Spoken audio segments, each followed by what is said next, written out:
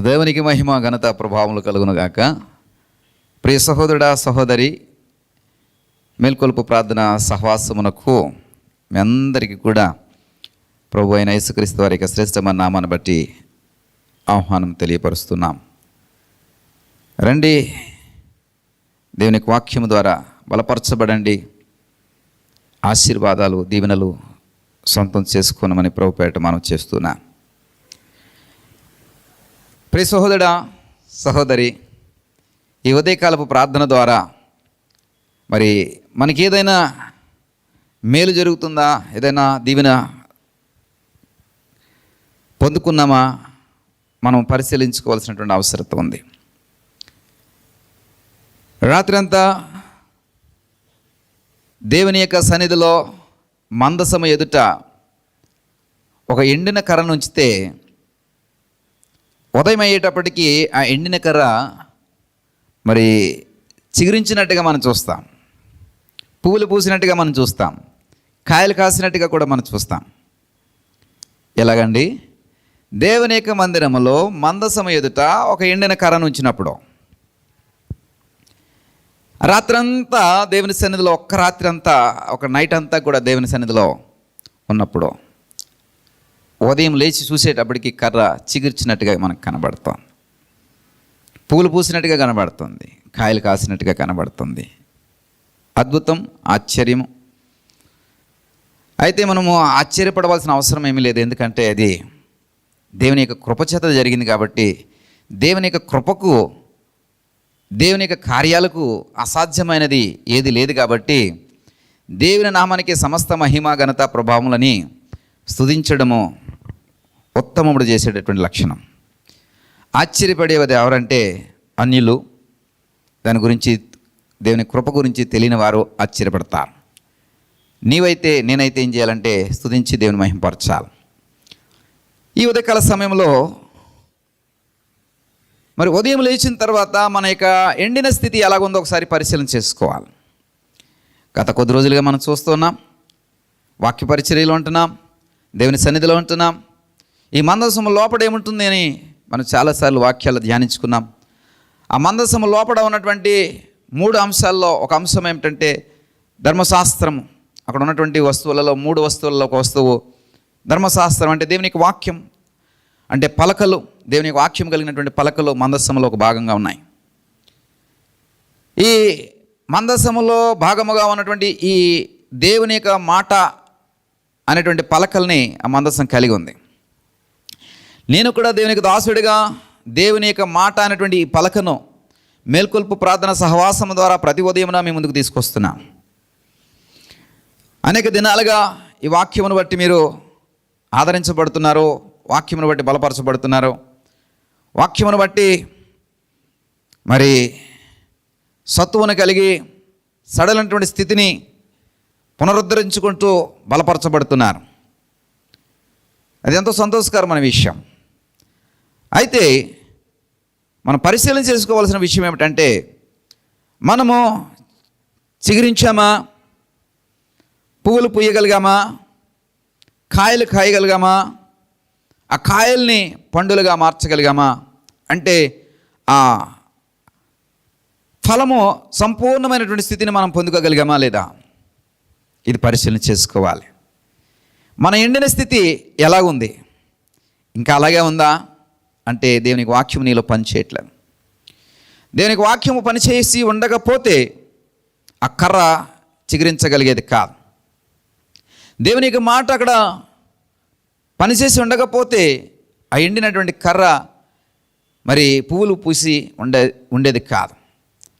దేవుని యొక్క మాట అక్కడ పనిచేయకపోతే అది చక్కటి ఫలాన్ని అందించగలిగేది కాదు. అక్కడ దేవుని యొక్క మాట పనిచేస్తుంది, దేవునికి వాక్యం పనిచేస్తుంది, దేవుని ధర్మశాస్త్ర పలకల మీద రాయబడినటువంటి దేవుని యొక్క లేఖనాలు పనిచేస్తున్నాయి. కాబట్టి ఎండినటువంటి ఆ స్థితి ఫలభరితంగా మార్చబడింది. ప్రియ సహోదరుడా సహోదరి, దివారాత్రము దీన్ని ధ్యానించేవాడు ధన్యుడని 1వ కీర్తనలో మనం అనేక పర్యాయములు ధ్యానించుకుంటాం. దివారాత్రములు దీన్ని ధ్యానించేవాడు ధన్యుడు. మరి అనేక దినములుగా ప్రతి ఉదయమున ఈ వాక్య పరిచర్యని మీకు తీసుకుని వస్తున్నాం. ధ్యానించడానికి మనసు నిలపమని ప్రాధేయపడుతున్నాం. దీని యందు మీ మనసును లగ్నం చేయమని. ఎక్కువసేపు కాదు ప్రియ సహోదరుడా, సహోదరి, 5 నుంచి 10 నిమిషాలు మాత్రమే ఈ పరిచర్య ఉంటుంది. నీకు ఇవ్వబడినటువంటి రోజులో 24 గంటలు ఉంటున్నాయి. 24 గంటలు ఇంటూ 60 నిమిషాలు వేసుకోండి. ఈ ఎంత అవుతుందో ఒకసారి చూసుకోండి. అందులో నుంచి నేను 5 నుండి 10 నిమిషాలు దేవునికి వాక్యం కొరకు సమయం కేటాయించమంటున్నాను. అన్నిటికీ సమయం ఉంటుంది కానీ దేవుని యొక్క వాక్యమును ధ్యానించడానికి, లేదా దేవుని యొక్క వాక్యమును వినడానికి, దేవుని యొక్క వాక్యమును మరి స్వీకరించడానికి మాత్రం మీకు సమయం దొరకట్లేదు కదా. సమయం దొరకకపోతే ఎండినటువంటి స్థితి ఎలా చిగురిస్తుంది? సమయమును కుదుర్చుకోలేకపోతే నీ ఎండిన స్థితి నుండి ఎలాంటి ఫలములను ఆశించగలుగుతావు? సమయమును నువ్వు కేటాయించలేకపోతే ప్రియ సహోదరా, రాత్రి అంతా దేవుని మందసము ఎదుట దేవుని యొక్క వాక్యము ఎదుట ఉన్నటువంటి ఎండినటువంటి కర్ర చిగుర్చింది కదా. అంటే ఎండినటువంటి కర్ర తన యొక్క సమయం అంతటిని కూడా దేవుని ఎదుట, దేవుని మందసము ఎదుట ఉండడానికి, అలాగే ఆ రాత్రి అంతా ఉండిపోవడానికి ఆ కర్ర ఇష్టపడింది కదా. మరి 5 నుండి 10 నిమిషాలు దేవుని యొక్క వాక్యము ఎదుట నీ స్థితిని ఎందుకు ఉంచలేకపోతున్నావు? ప్రియ సహోదరుడా, ఒకసారి ఉంచి చూడు. ఎండినటువంటి నీ స్థితి ఫలభరితంగా మార్చబడకపోతే ప్రియ సహోదరుడా నన్ను అడుగు, ఎండిన నా స్థితి ఫలభరితంగా మార్చబడుతుంది.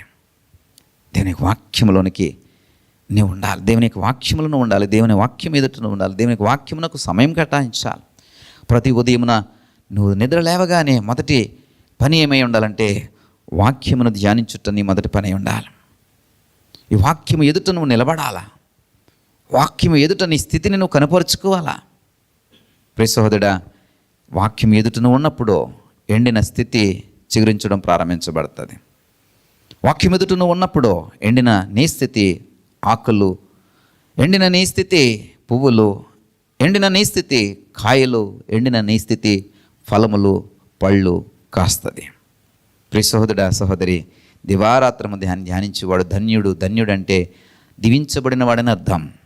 వాడు ఆకు వాడక తన కాలం ముందు ఫలమిచ్చు చెట్టు వలె ఉంటాడంట. ఎంత గొప్ప వాక్యం అండి. ప్రియ సహోదరుడా, ఈ వాక్యము నీకు ఎంత దగ్గర అవుతుందో నువ్వు అంత దూరం అవుతున్నావేమో ఒకసారి పరిశీలన చేయి. ఈ వాక్యమును చాలా ఈజీగా తీసుకుంటున్నావేమో. ఈ శక్తి తెలియక, దీనికి ఉన్నటువంటి ప్రభావం తెలియక, దీనికి ఉన్నటువంటి ఆ యొక్క అపారమైనటువంటి బలము తెలియక నువ్వు అలాగా దూరపరుచుకుంటున్నావేమో. ఈ రోజైనా ఒకసారి పరిశీలన చేసుకో.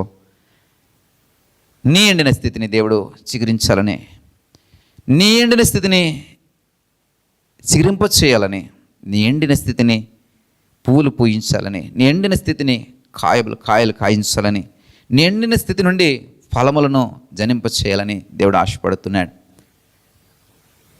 నీ మనసు నిలపగలిగితే, దేవునికి వాక్యంలో మనసు నిలపగలిగితే నీ కొరకు చిన్న ప్రార్థన చేస్తాను. దయగల తండ్రి, కృపగలిగిన దేవా, అవునయ్యా, నీ వాక్యములో ఉండలేకపోతున్నాం. నీ వాక్యము ఎదుట ఉండలేకపోతున్నాం. వాక్యమునకు సమయము కేటాయించలేకపోతున్నాం. 24 గంటలు ఇవ్వబడుతుంది అయ్యా, 5 నుండి 10 నిమిషాలు మేము కేటాయించలేకపోతున్నామయ్యా. నీ వాక్యములో జీవం ఉంది, చిగురింప చేసే స్థితి ఉంది, ఎండిన స్థితిని ఫలభరితంగా మార్చేటటువంటి స్థితి ఉంది. ఆకు వాడక తమ కాలమందు ఫలమిచ్చు చెట్టు వలె మార్చేటటువంటి ప్రభావం నీ వాక్యంలో ఉంది. అయితే మేము దానికోసం సమయం కేటాయించలేకపోతున్నాం. వాక్యం ఎదుట ఉండలేకపోతున్నాం. ఒక ఎండిన కర్ర నీ మందసము ఎదుట ఉండి, రాత్రి అంతా మందసము ఎదుట ఉండి తన ఎండిన స్థితిని ఫలభరితంగా మార్చుకుంది. అయ్యా, మేము ఎందుకు మార్చుకోలేకపోతున్నామంటే వాక్యం కొరకే మనసు నిలపలేకపోతున్నామయ్యా. ఇదిగో ప్రభా, ఈ రోజు నుండి నీ వాక్యము కొరకే మా మనసు నిలుపుతాం. మా ఎండిన స్థితిని ఫలభరితంగా మార్చుకోవడానికి ప్రయాసన కలిగి ఉంటాం. ఇటు తీర్మానంలో ఉన్న ప్రతి బిడ్డను దీవించండి, ఆశీర్వదించండి. మహిమ, ఘనత, ప్రభావం మీరే పొందుకోమని యేసు నామమును బట్టి ప్రార్థించి వేడుకుంటున్నాం పరమ తండ్రి. ఆమేన్.